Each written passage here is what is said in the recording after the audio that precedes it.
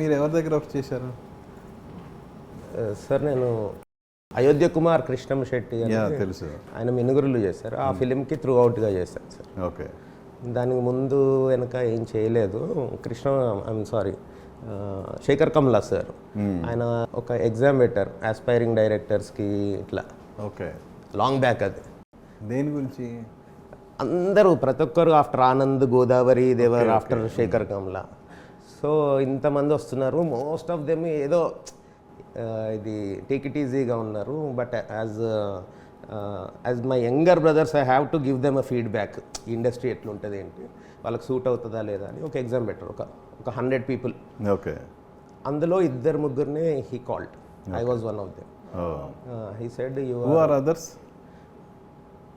Others అంటే they are not suitable అంటే I don't know. అంటే వాళ్ళు ఎవరైనా ఇప్పుడు ఇండస్ట్రీలో ఉన్నారా అని? I don't know sir.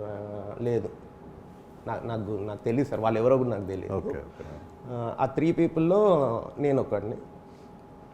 ఆయన he was the first person, నువ్వు ఒక 2 ఫిలిమ్స్ అసిస్టెంట్గా చెయ్యి, no one can stop you, నీ థాట్ ప్రాసెస్ అండ్ అన్నీ they are very apt for film Telugu సినిమాకి నువ్వు సూటబుల్ అని చెప్పారు. ఏంటి, ఎలా ఆయన్ని అంతలా ఎలా పడగొట్టావు అసలు? ఏంటి క్వశ్చన్ పేపర్ ఉంటుంది ఏంటి అందులో?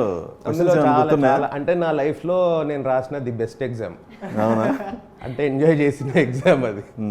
ఏంటి, 1-2 క్వశ్చన్ చెప్పు. నీకు నచ్చిన బుక్ ఏంటి, దాని ఒక రివ్యూ రాయి. నీకు నచ్చిన సినిమా ఏంటి. బుక్ పేరు ఏం చెప్పావు అప్పుడు? Arundhati Roy is God of Small Things. Okay, good. నచ్చిన సినిమా ఏంటి అంటే, నేను పక్కనే చూస్తున్నా, అందరూ మురారి ఇవన్నీ రాస్తున్నారు. దేవర్ అప్ టు డేట్, మనం కొంచెం ఓల్డ్ స్కూల్. ఇంకా ఓకే, సాగర సంగమం. ఓకే. సో ఇంకా చాలా సార్, దేవుడి మీద ఒక కథ రాయండి. నేను స్వాతిలో ఒక కథ చదివిన అప్పుడే, లక్కీలీ అదే. ఓకే, ఏ ఘాట్ మీద రాసావు? మనిషే దేవుడు. మనిషిదే. Good, good, very good. అది నేను చదివిన కథ. యా, నా ఓన్ కథ అని రాశాను. ఈ వాజ్ ఇంప్రెస్డ్. గుడ్. ఓకే. సరే, ఈ సినిమా ఎలా అవకాశం ఎలా వచ్చింది? ఈ సినిమా కథాబలం. ఈ కథ వీళ్ళు విన్నారు సార్, వాసు గారు అండ్ శ్రీదేవి. దేవర్ ఇన్ ఆహా. వాళ్ళు ఏంటంటే టాలెంట్ హంటింగ్లో ఉంటారు ఎప్పుడు. అయితే వాళ్ళు ఒక కథ విన్నా నచ్చినాక ఓకే చెప్పడానికి takes them 6 months. Improvisation develop చేయగలరా లేదా ఏంటి, అది ఇది కార్పొరేట్ స్టైల్లో ఉంటుంది. ఈ కథ విన్నాక they took 1 day okay to say it okay. ఎందుకంటే it was a bounded script with dialogues and everything. నేను నరేట్ చేస్తే 2 hours ఫిలిం కనిపించింది వాళ్ళు. ఎందుకంటే కథలో ఆ బీట్స్ కానీ ఇమోషన్స్ కానీ ఎంత హార్ట్ టచింగ్, ఎంత బ్యూటిఫుల్గా, ఎంత హై ఉంటాయంటే అది నరేషన్లో it's easy to narrate. Okay. So వాళ్ళకు భలే నచ్చేసింది. దాని ముందు చాలామందికి చెప్పాను, యంగ్ హీరోస్, బడ్డింగ్ హీరోస్ వాళ్ళకు. కొంతమంది అయితే ఇది సెల్వరాఘవన్ తీయాలి కదా, తెలుగు వాళ్ళు తీయలేరు కదా, నమ్మలేము ఇది తెలుగు వాళ్ళు తీయగలరని. తెలుగు డైరెక్టర్, అది కూడా కొత్తోడు తీయలేడు ఇది. ఎవరు ఆ మాట అంది? ఎవరు? I don't remember the names.